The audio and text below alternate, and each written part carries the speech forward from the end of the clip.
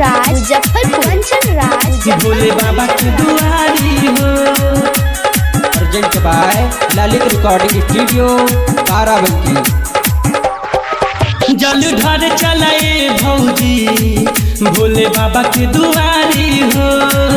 जल ढार चलाए भौजी भोले बाबा के दुआरी हो। चला देओ घर नगरी हो भौजी करन तैयारी हो। चला देओ घर नगरी हो भौजी करन तैयारी हो। जल ढार चलाए भौजी भोले बाबा के दुआरी हो। जल ढार चलाए भौजी भोले बाबा के दुआरी हो। भोले बाबा के दुआरी हो। Mix by Kanchan Raj Muzaffarpur, Kanchan Raj Muzaffarpur, Kanchan Raj Muzaffarpur. हमारो मनवा करे भौजी साथ में तुहरा जाई।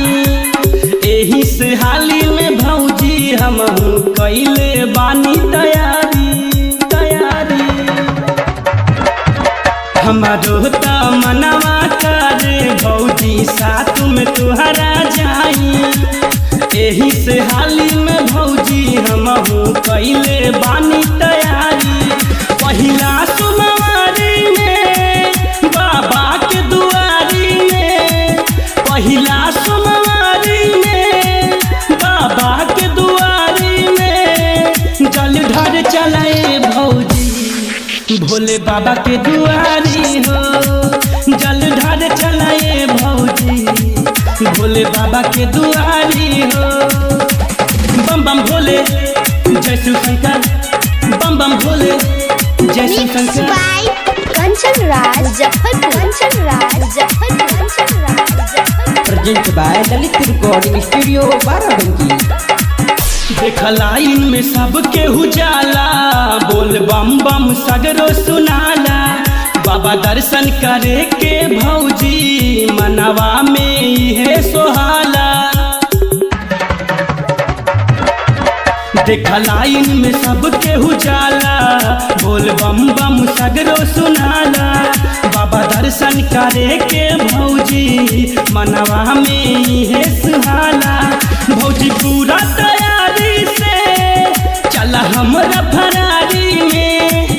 भौजी पूरा तैयारी में चला हमरा फरारी से।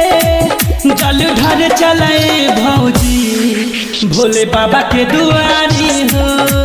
जल ढार चलाए भौजी भोले बाबा के दुआरी हो। चला देओ घर नगरी हो भौजी करन तैयारी हो।